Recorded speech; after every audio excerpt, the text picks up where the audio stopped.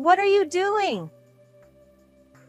My daughter-in-law screamed, just before my husband's funeral, as my grieving daughter-in-law was splashed with a bucket of water by my 5-year-old granddaughter. Grandpa's ghost told me to do it. My granddaughter, her resolute expression eerily reminiscent of my deceased husband. What's wrong? Can you see Grandpa? I gently asked my granddaughter, as my entire family watched intently. The child, possessing mysterious powers, pointed at my daughter-in-law. Because this lady did something to Grandpa. At her whispered words, the relatives all stood up with terrifying expressions, causing an uproar. In my stunned state, I came to understand my kind husband's true feelings through my granddaughter. In an age where late-life divorces are not uncommon, even married couples may choose to part ways if their hearts have grown apart. Fortunately, this was not the case for me. Married to my distant relative Tom for 35 years, his kindness allowed me to enjoy peaceful days. However, for the past 3 years, I had been carrying one particular worry. Let me introduce our children as well. Our 33-year-old daughter, Sophia, got married and moved far away 6 years ago.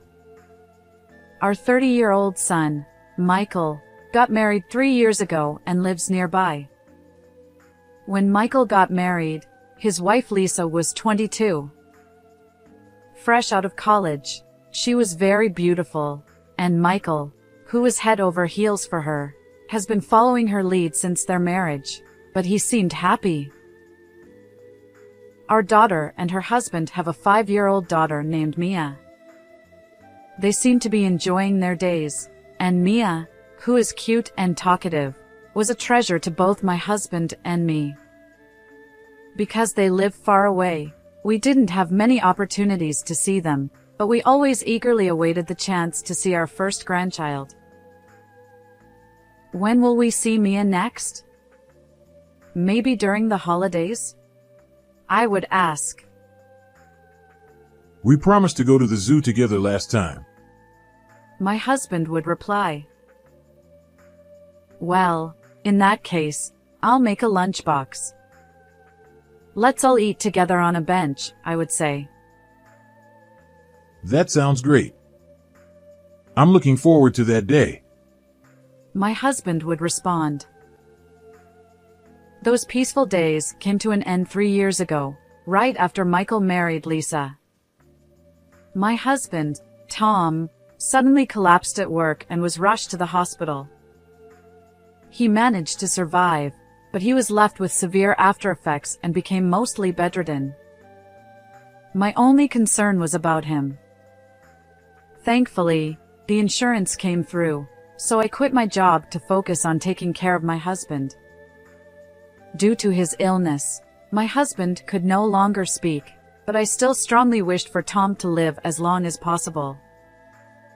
I also held a faint hope that one day we might be able to converse like we used to.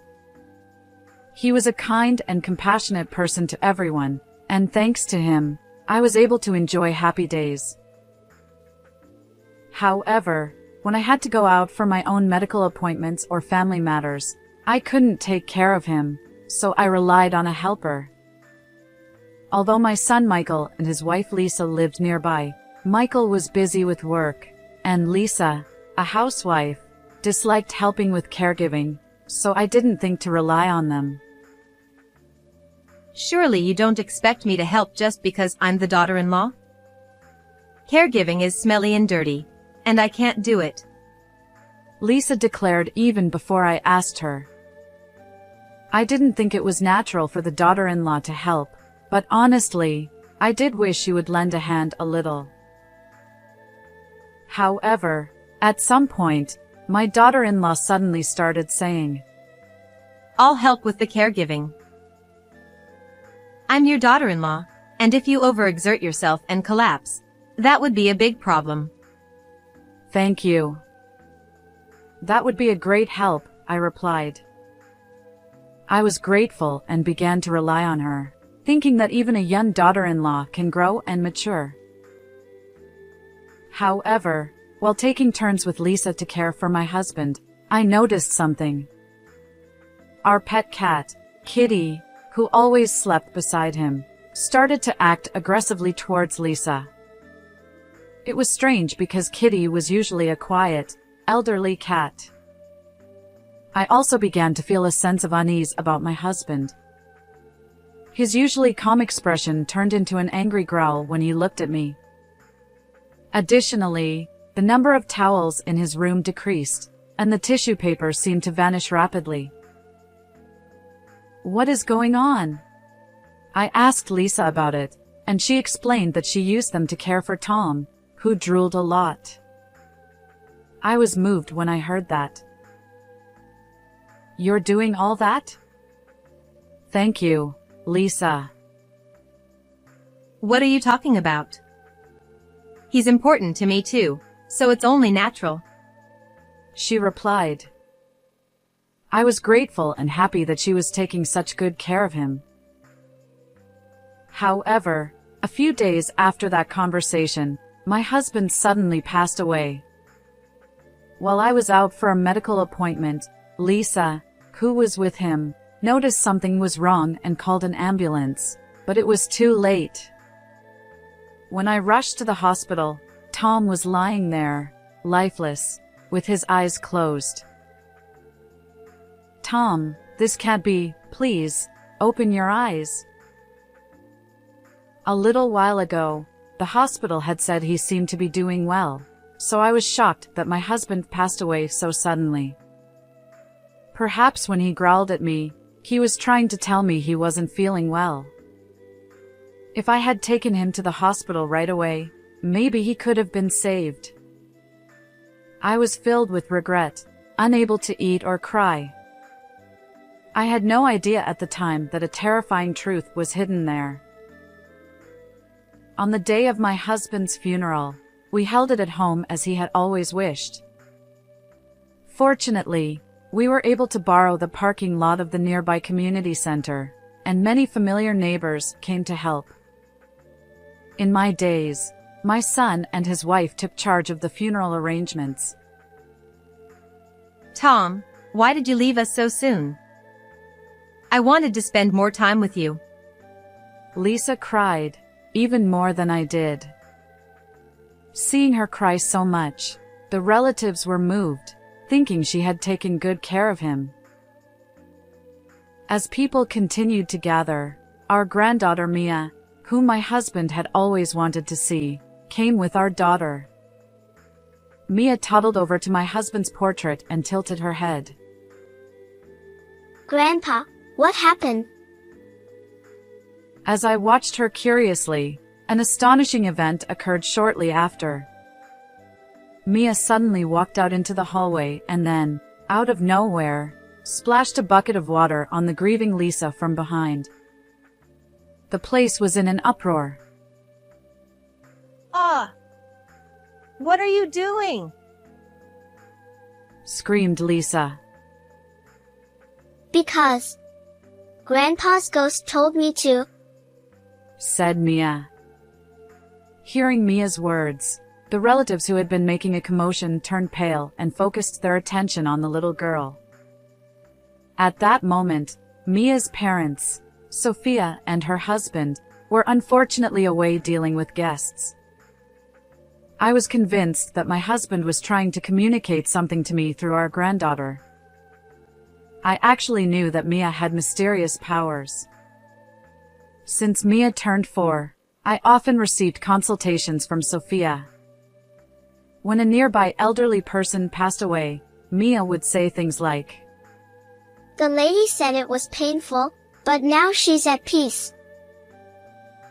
Not only that, but she would also tell the family where the hidden savings were or convey words of gratitude from the deceased. Moreover, her voice and tone would change depending on the situation. Having heard such stories, I thought that perhaps Mia was conveying my husband's words at that moment.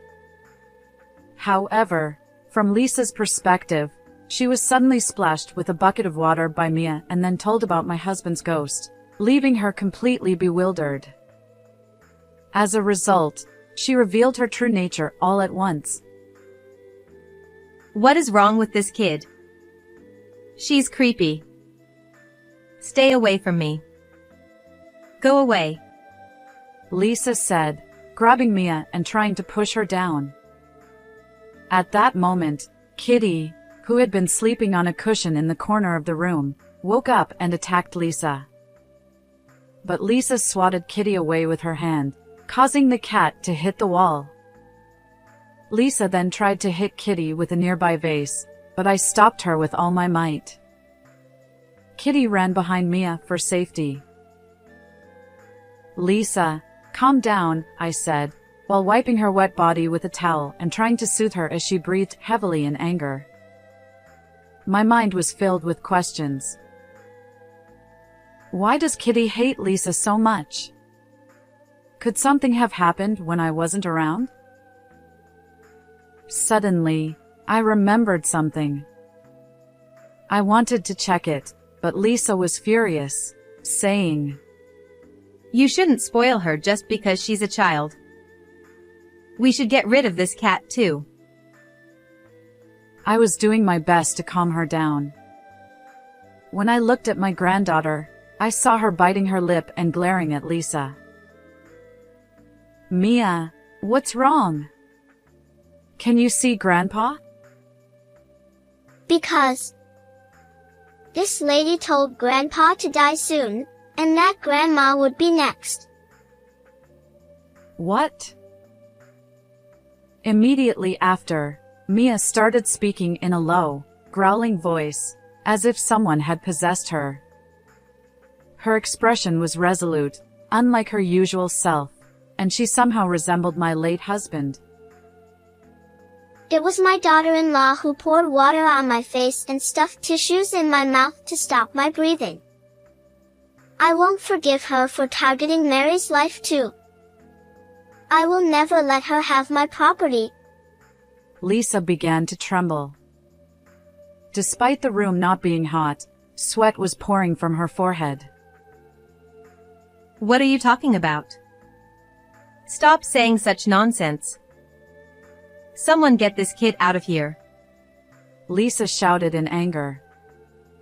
Ignoring Lisa's outburst, Mia furrowed her brow and wore a terrifying expression. I am Tom. I will show you proof. Listen carefully to Mia's words.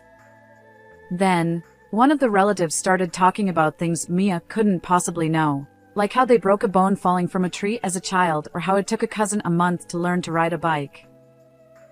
The relatives began shouting, Tom is here, and he's telling Mia as a ghost, while looking around in a frenzy. Everyone, what's going on? Calm down, Lisa said, bewildered by the reactions around her. But the relatives shared a common belief. In our family, there was a legend that occasionally someone with the ability to talk to spirits would be born from my husband's or my bloodline. Everyone thought that Mia might have inherited this power. However, Mia's strange state didn't last long. When her mother, Sophia, entered the room, Mia collapsed into her arms and fell asleep. When she woke up a while later, she was back to her innocent self. Meanwhile, seeing the commotion among the relatives, I whispered in Lisa's ear. Lisa, calm down. I'll tell everyone how well you took care of Tom. Right. You'll prove that I took good care of him, won't you? Lisa said, calming down a bit as I handed her some tea. I need to go to the restroom, I said, leaving the room. And when I signaled to my relatives, just a moment, everyone fell silent. The reason I left the room was to go to my husband's bedroom to check on something. There, I discovered a shocking truth that made my entire body burn with anger. I will never forgive you. I will make sure justice is served. Feeling the anger welling up inside me, I carefully masked my emotions and returned to the room where Lisa and the relatives were. In my hand was a pet camera. I had bought it a while ago for Kitty and set it up in my husband's room, but it had been left unattended due to the chaos. Standing before everyone, I played the recorded data from the camera. It clearly showed my daughter-in-law harassing my husband. She was saying, "Die quickly and leave the inheritance to Michael. After you, I'll target the old hag." She was cursing, pouring water from a vase on my husband's face, and stuffing tissues into his mouth. As Tom struggled and coughed, she wiped away his spit and phlegm with a towel to avoid detection. At that moment, Kitty, who was trying to protect my husband, was kicked by her. Looking down at my husband, who was gasping for breath, Lisa laughed and said, "It's finally time for you to go to the other side." After confirming that he had passed away, she pretended to panic and called 911. The people watching were horrified by her actions. The unnatural decrease in towels and tissues, and the reason Kitty was only angry at Lisa, all made sense now.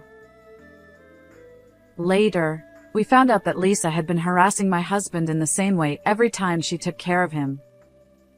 She planned to kill my weakened husband first and then target my life. Moreover, she had the audacity to discuss her plan with my speechless husband. My husband must have been trying to warn me with his growls. With the truth revealed by the pet camera, Lisa had no escape and tried to flee, but the relatives present quickly restrained her. What kind of daughter-in-law is she? She wasn't taking care of him. She was trying to kill him. They exclaimed. Cornered, Lisa clung to her husband, Michael. "Please help me. I was just trying to make sure you got your dad's inheritance quickly. I did it all for you," she pleaded. However, upon learning of his wife's true nature, my son turned pale and shouted, "Stay away from me. You're a terrible woman for targeting my parents' lives." Realizing that Michael was not on her side, Lisa then turned to me, crying, "Mary, please help me. You were suffering from caregiving too, weren't you? I was just trying to make it easier for you." How dare you? My husband was always dear to me. How could you harm him? I will never forgive you. At that moment, the police, who had been called by one of the relatives, arrived. Lisa was miserably taken away, crying and screaming, while everyone glared at her with disdain. Later, Lisa was, of course, found guilty. Michael sued her for $20,000 in alimony and divorced her. I also sued her for $50,000 in compensation for taking my husband's life. In the end, Lisa's family paid the amount, but they were furious and said they would make her repay it once she was out of prison. Now, I live peacefully with Kitty. By the way, Mia whispered to me, Grandpa said he was sad about being sick, but he was happy you were always by his side. He said he will always be with you. Until the day I can meet my husband in heaven, I will live positively and brightly. How did you like this story? Please subscribe to the channel. See you in the next video.